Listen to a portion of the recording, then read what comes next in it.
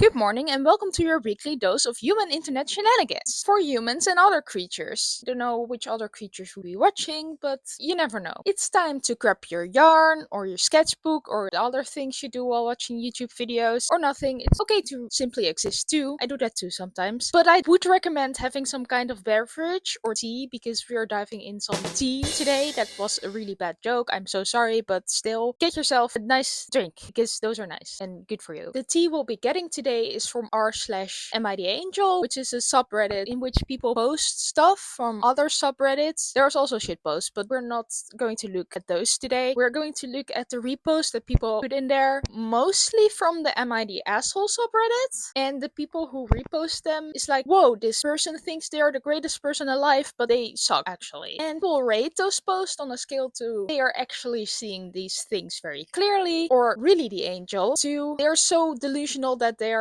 in another dimension, which is on about the same level of me thinking that I will be a full-time artist and content creator someday, but you never know. I don't think I am disturbing anyone with that. The difference here is I think that the people on r/MIDAngel are bothering someone with their delusions, while I am only bothering myself. I'm actually having quite a good time learning things and all that kind of stuff. Anyways, you can help me with that by subscribing and watching my videos if you like them. If you don't, that's okay too, then you don't have to watch them. But if you do, I would appreciate it if you watch them and subscribe, of course. And I'm trying to gather 1,000 of you by the end of summer, and we are very well on the way, so thank you for that. That helps me a lot. Anyhow, we're going to rate those posts on a scale from 1 to 5. 1 being an actual angel, and 5 being so delusional that they could be in the Delta Quadrant. Yes, that was a Star Trek reference. I'm a Trekkie. Deal with it. I feel like I've exposed myself. Anyways, the Delta Quadrant, for those who haven't watched Star Trek, is very far away. Not the original series, Star Trek Voyager. Anyways, it's really, really, really far away from Earth. That's what I mean by that. The people who get a 5 are really, really far away from reality. The first story we'll look at is called Am I the A-hole for not letting my daughter's husband see her after birth? I, 47F, have a daughter, 24F, named Lila. Why do we need a name? Anyhow, who just gave birth to her first child. I don't know much, but I know that she and her husband Matt, again, why do we need a name, 27M, have been issues on what to name their child. Matt wants to name their baby a really ridiculous name, which I won't specifically name here, but it's a month. And not something like June, May, or April. Something like October with a middle name that's a color, and once again, not something like Violet or Scarlet. Meanwhile, Lila wants a more practical name. Okay, so you're naming the guy and the woman, or the man and the woman that are dealing with this. You make the name of the child really easy to guess, or at least any other combination is about the level of ridiculousness, I think, which is weird because if Matt here really manages to give the child the name January Blue or whatever, they're gonna know there's a Lila, there's a Matt, and there's a January Blue now, and they gonna know that the mother of the child or the grandmother said something about this. Please don't use real names, use fake names. Anyhow, I do think that January Blue or weird names are kind of nice, but I also understand that some people don't like those names, and that's fine too. Because all of this, they've been in marriage counseling, which hasn't have seemed to work. A week ago, Lila gave birth, but had to stay hospitalized because of complications. Right after her birth, she was very out of it and wasn't in her right mind. Matt took advantage of this, and when I asked him what they were going to name the baby, he stated the name he wanted. I knew Lila wouldn't like this, and that it was supposed to be a joint decision, so I didn't allow him to sign anything, which resulted in him not being able to legally sign off as the father. When Lila woke up, she thanked me for it, but Matt has been refusing to see their baby. What was supposed to be a beautiful phase in their life has been spoiled by his family bombarding her with texts and calls. Now I'm starting to think I may have gone too far since he hasn't seen his baby in weeks. Am I the asshole? Well, the thing is, if the name was really such a gigantic problem, they should have divorced or something. I don't feel like naming your child or the name your child's gonna have is going to be the biggest problem in this union. I'm not sure if they're married. It says husband, they're married. Anyways, if they're already having such big issues over a name, there should be more. Like, you should be able to compromise on a name together, which I feel like means that there's other parts in life they're not gonna be able to compromise about, or something like that. If they've really different opinions, I don't know. Just feels weird. Like, I don't have experience with naming a child, so I don't know how hard it really is. And I'm sure it's not the easiest thing in the world, but it shouldn't be the biggest issue in this relationship, right? Anyhow, the father of the child, or Matt, is not really the issue here, or at least he's not the one on trial. The grandma is the one on trial because she is the original poster, or original poster. Let's call call her grandma. I don't think she's a very believable person here. First, she says that she doesn't know the details of the relationship of her daughter, but she does know that her son-in-law and her daughter are having relationship counseling because of the naming of the child thing. I really feel like this grandma is having too little information to really interfere in the situation here. Which brings us to the actual situation. First, she said that she just made sure that Matt, or the father, couldn't sign the birth documents, and that supposedly led to the father not wanting to see the child. What was unclear in this post is how the grandma stopped the father from signing these documents, but she makes that clear in this edit. To be clear, Matt was hours away at the time of Lila's birth. I asked him what they were going to name their baby on call, and when I heard his response, I didn't tell him which hospital we were at, so he had no way of coming in and signing anything. Now, of course, I think that they should be able to agree on a name at very least, but not saying the name of the hospital they're in, so he cannot see his wife and his child, is outright diabolical, because now he couldn't even meet his child who had just been born. I'm not sure about the law on this, and also I don't know where this happened, but I'm sure that there would have been a solution here where he could have come in and not signed the documents yet. Allegedly, the daughter, or Layla, did thank the mother, so I don't know about that. I just think that there's a lot more to the story that either this grandma does know and is not telling us because it makes her look worse, or she genuinely doesn't know. I think a combination of both. And I feel like she's just asking for validation on things she did that at least are very questionable. And she knows that, because that's why she's asking for this validation. I rate this a 3 out of 5 delusional cookies. I feel like we need something, so I can put emojis. I don't know if my editing program has emojis, but I might make it happen. This is 3 out of 5 delusional cookies. I don't know why cookies, by the way, but I like cookies. Anyways, 3 out of 5 delusional cookies, somewhere around the halfway mark. Definitely not an angel, definitely somewhat very delusional, but not as delusional as you can be about this situation. Because the daughter did thank her, and because we are certainly missing some information here that is important to the story. The next post is called, "Am I the asshole for being overly accommodating to my new coworker?" It reads, "Hello, am I the asshole? This is my first Reddit post, so bear with me." And what a post it is for a first Reddit post. I, 26 male, am currently a UX designer for Vanguard. Nice to let us know where you work. Anyhow, and I have a meeting tomorrow with HR that seems serious, and I am incredibly nervous about it. I'm looking to ease my anxiety. We recently had a new project manager to join my vertical. She's a Kenyan immigrant in her early 40s. She's great, she's unproblematic, quiet, and professional, which has made her a great addition to the team.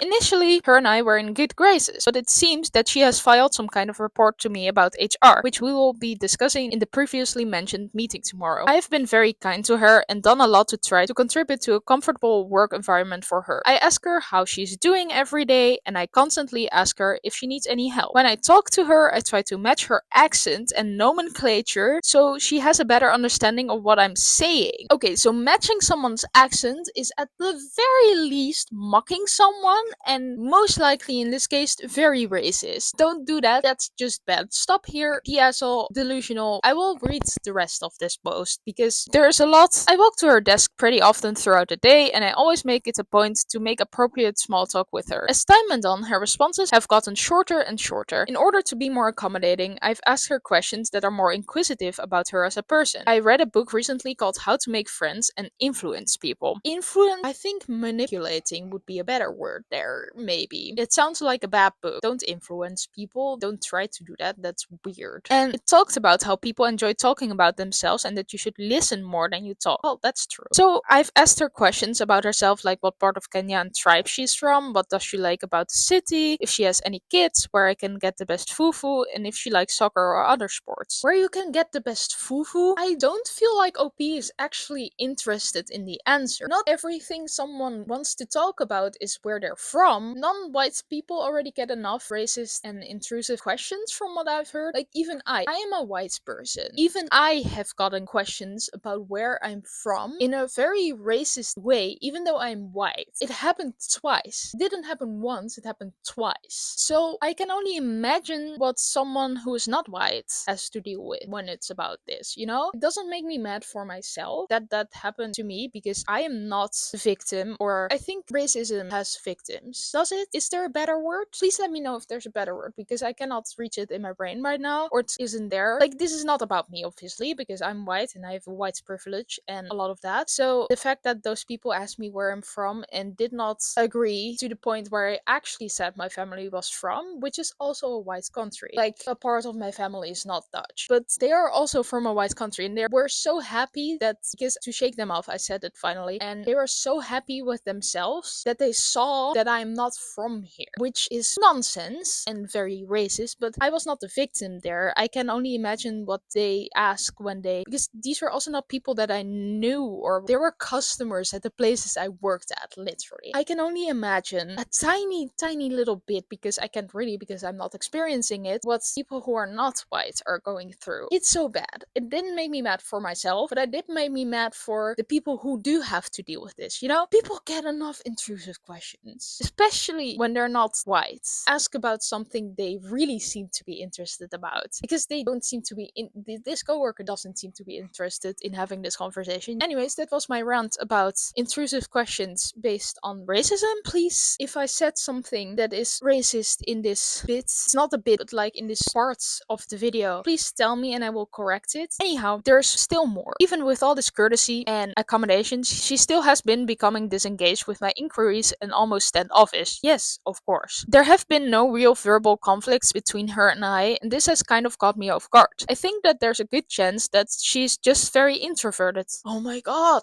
this guy makes me so mad. And is bothered by my extroverted nature, which I'm happy to tone down for her. Just don't ever talk to her ever again. I am having trouble sleeping over this. Yes, thank you, you should, but not for these reasons. And would really like to know if I am the asshole. Yes, you are. There's an update, and it reads, "Hello Reddit. Contrary to what all of you would have liked, my meeting with HR went pretty well. The woman had made a complaint to HR. She felt overwhelmed by my inquiries. Yes, of course, there's too much of them, and they're not targeted to her, but where she's from. After being transparent about my intentions of creating a comfortable environment for the new employee, HR understood where I was coming from. They also agreed that her actions show that she will have trouble assimilating to our office's culture. Given this, they politely asked me to step back from approaching her to maintain the peace, which I will do. It's said that this is how things have to be anymore. You can no longer be the nice guy. Remember when we talked about those nice guys? This is that kind of nice guy, not a real genuinely nice guy, but someone who thinks they're nice by doing things that are not nice, and then that they're entitled to stuff because they think they're nice. Anyhow, and it really makes me concerned for future generations. Well, all humans have barriers in between them built by new technology, leftist virtue weaponization, and fear of unpopular perception. Will people continue to follow the moral compass of services like Reddit and not their own? You posted this to Reddit to be judged in the most judgmental place of Reddit, which is Am I the Asshole? Or one of the Am I the Asshole Reddit subreddits. But still, you posted this and you knew you would be judged, and you knew what kind of people there are on this subreddit. So why did you post it in the first place if you already knew this? Will people always claw and desperately grasp at the chance to have a perceived moral high ground, blinded by the simple objectivity of whether anyone has truly harmed or not? Will that blindness prevent us from seeing what a privilege it is to have a discourse this minuet be worth of our emotional expenditure and time? Are you trying to outsmart us? A little thing about me, I'm a musicologist next to being a comic design student, but I do have my musicology degree, which means that I have read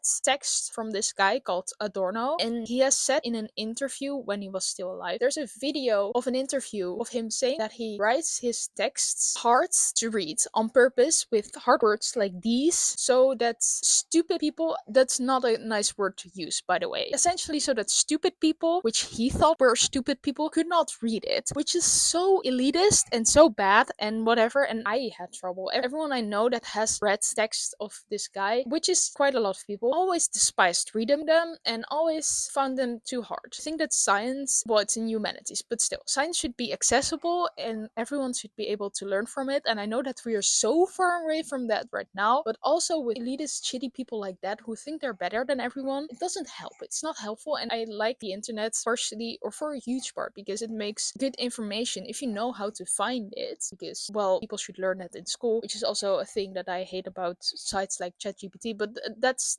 really off topic. I am trying to stay close to this. Being elitist and using such words as these, and this guy clearly thinks that he's better than some people or a lot of people, makes me so mad because it's really bad. Okay, there's one last sentence to his edit where he asked those very hard to even understand questions that I kind of want to dissect, but I'm not going to because it would just make me mad, and also there's too many words. I don't know the answers to any of these questions, and it truly scares me. It's scary. Anyhow, I feel like HR sort of made it seem like they side with him, but they also asked him to have a dissent. This is his interpretation of what HR said, by the way. But I feel like the company just doesn't want to lose either of the people working there, and if it is like he says that the meeting just went a lot better, it feels like the woman doesn't feel like she can fully speak out about this, which is really bad, and that HR is also kind of racist or like male supremacy or whatever, that men are better than women. I don't know, that's how he's saying it, but we don't know, we weren't there, so we cannot judge that. But he's clearly the asshole, and he makes me very mad. I feel like we can assume here that he, at the very least, has a lot of internalized racism, and he's not aware of that, or he seems to not be aware of that, which is bad. That's not okay. You should be able to reflect on yourself. But let's take a little step back. I don't think that OP actually knows what to accommodate actually means. According to the Cambridge Dictionary, it means to give what is needed to someone, or to put someone in a house, but I feel like he's not trying to do that, because I don't know, I think that this guy is against giving people free houses in a way, because that's leftist, and apparently he hates leftist people, which says a lot about him. Like, I don't think we should be so divided into rightists and leftists, but let's not get into politics, okay? He doesn't know the true meaning of the word accommodating, it seems, and you can say these very hard words in the end of this edit that we just read, but if he even doesn't understand the word accommodate, is he going to understand the meaning of those words? Which is also a reason why I'm not going to dissect it with a dictionary, because clearly I don't understand all of those words in the end either, because first of all, English is not my native language, and second of all, those are not the words you use in daily life to communicate something. So first start with simpler words like accommodating. He clearly does not know what that means, because never has this woman, this co-worker, asked for this, asked for these questions. I feel like she doesn't need them. She doesn't need him to mimic her accent, which is racist. She didn't ask for that,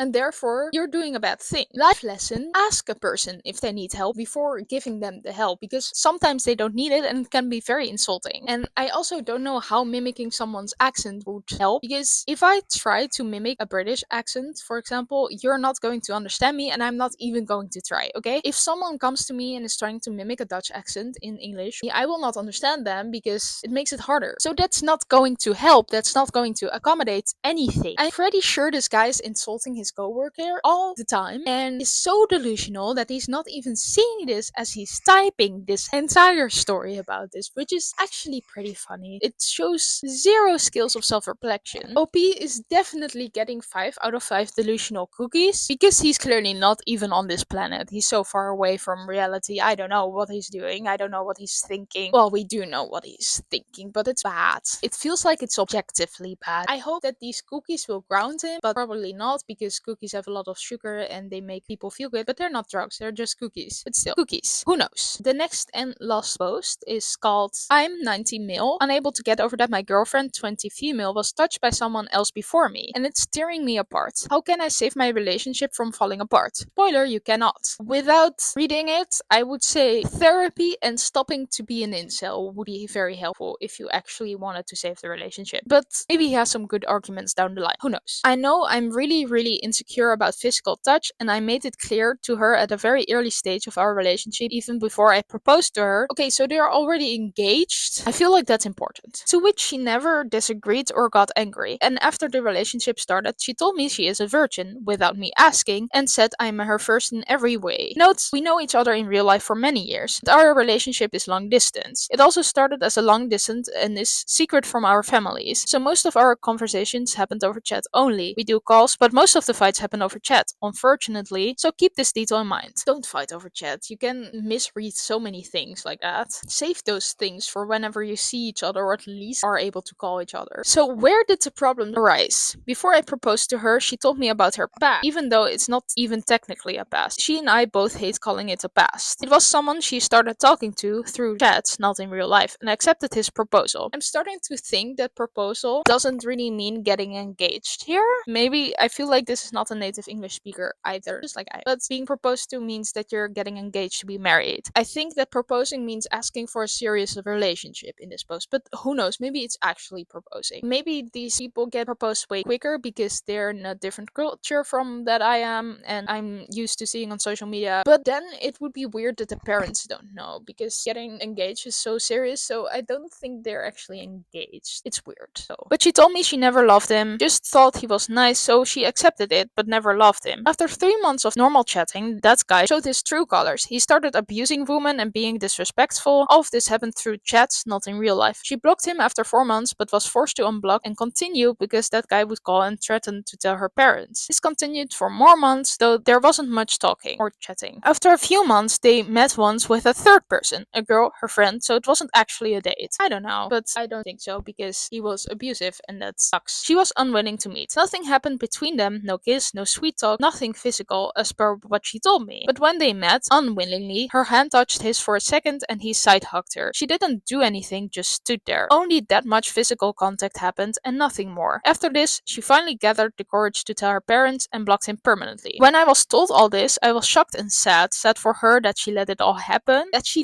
lets it all happen. And also for me, that she was touched and accepted someone else, even though she told me she never loved anyone but me. I was really sad, but I still loved her at that point. After a few days, I proposed to her and she accepted with excitement. She told me she had been waiting for me to propose and that she loved me from the start. I was happy and she was happy. Still, the proposing thing, I don't know what it means in this case, and I don't like not understanding that, you know? But the feeling about all that earlier incident was still in my head. For many months, things were happy, no fights from my side. But when that feeling started getting heavier, that she was with someone else, even if unwillingly and without love, I really thought she was lying just to make me feel like I'm her first. It started to hurt. The fact that she was touched and even said I love you too to someone else made me feel bad. Then I started fighting with her, saying that I always wanted to be her first. But I wasn't sure if I really was. She kept telling that I'm really her first. First kiss, first touch, but I couldn't stop thinking that she had been with someone else. I put doubts on her, like maybe she was hiding details, etc. These fights started small but never stopped, and the fights turned into something really, really big, a rupture in our relationship, which I caused by fighting so much. With each fight, I asked if she was hiding anything, asked for more details, if she gave him nicknames, sent heart and kiss emojis, etc. Each time I got the answer I wanted, which was no, I didn't. But I started to believe she was lying just to keep me sane. I kept saying that she lies to me, that I'm not her first, that the other guy was. But she always said that she has only ever loved me. I doubted so much, like whether she is touched more, etc. She really said I don't trust her and that I should. Yes, what the hell? You're just making up that she's lying to you. That's so weird. The fights became so serious that they lasted for days. She kept saying that she only considers me her first and never considered that whole thing as a relationship or past, just as a mistake. I know that I was doing wrong to her, but I was hurting so much. I ignored my own wrongdoing, I didn't focus on college, missed classes, and only chatted all day. Now I was slowly realizing my wrongdoing. But then another bad thing happened. I got access to her Instagram account and saw many questionable reels. You're the last person I'm giving my efforts to, my first relationship was unsuccessful, etc. I was shattered when I saw this because I believed her when she said she considered me as her first. But she gave other reasons, like it was a movie clip or song that made her save it, not the text, and gave similar reasons. Now anyone in my place would think she's lying. Maybe she was not, but the whole situation made me feel like she was. The fight that followed was painful and long. She begged me to believe her and trust her that she is only mine. After this, the fight somehow died down after a few days. But my mind again started thinking how she was touched, why it happened, and why it had to happen. It shouldn't have happened. Now I feel like a man-child who cannot accept the fact. It's not like she had sex with someone else that I can't accept. She's still a virgin. She was with someone else, and that too unwillingly, and was touched unwillingly, and that too only on hand and shoulder. But my mind wired it as betrayal. I've mentally beaten her and myself so much over this. Even though I want to stop, I can't. My obsession with the ideal woman that I created, that I should be her first and only, that only I should touch her, and she deviated from that. That's the reason for my breakdown again and again. I know she's worth it. She's beautiful, loyal, caring, respects me, and doesn't put too much expectations on me. Any other girl would have left me, considering how I treated her. I know that. But she endured it all, stayed, because I think she really does love me that much. She says she only wants to be with me until old age and marry me no matter what. So maybe it's really a proposal because they're talking about marrying. Why the proposal thing? Okay, even if I keep fighting like this, that's why I know I cannot leave her. I love her. If I leave her, I will regret it. At the bottom, it says another thing. Please know that I am at the wrong, but please guide me instead of laughing at me. That was an entire book of information. Well, not only, he's just trying to validate himself, I feel like. But okay, I'm not even sure this post is real, but we'll act like it's real, okay? It could be real. It's close to being real enough that a lot of people are actually dealing with similar situations that that I've seen on Reddit, so it's good enough to talk about it. What the hell? This is not just insecure. It feels like this guy wants pure ownership over his girlfriend's body, and I think that's really bad. At least he's somewhat aware of being in the wrong, and in a comment he said he was trying to go to therapy, but he didn't have money for it yet, but if he had money he would go, and that he's going to go in the future. But I still feel like he's trying to find validation for his feelings. He's trying to put it into perspective by saying that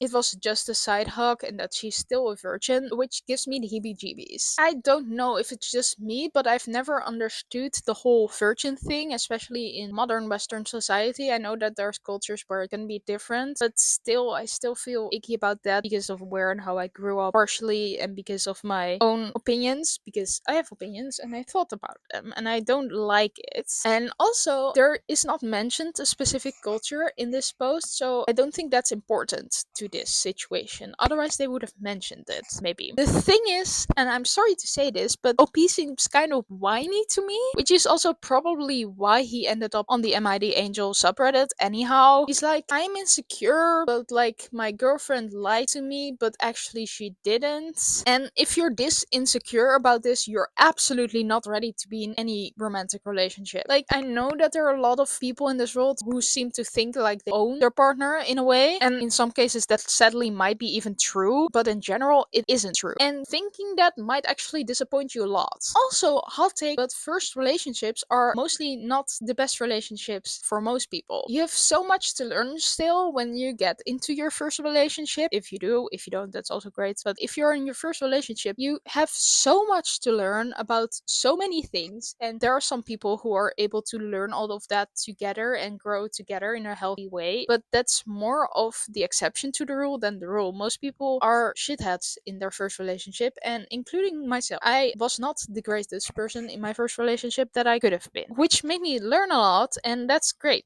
I'm not sure if this man was truly delusional. Maybe he's delusional about his ability to be in a relationship, which is why I will give him 3 out of 5 delusional cookies. I feel like that was enough human internet shenanigans for today. People can be so delusional and so full of themselves, and I feel like that's okay, but please stop making it other people's problems. If it's only your own problem, it's fine, because then it's just your own problem and you're not really bothering someone else with it. But all these people are making it someone else's problem, and that's just bad and sad and not necessary. So I think that would help. Anyhow, I would love to hear what you think about all of this. Thank you for watching my video. If you liked it, please press those wonderful shiny like and subscribe buttons, and then I will see you next time. Ciao!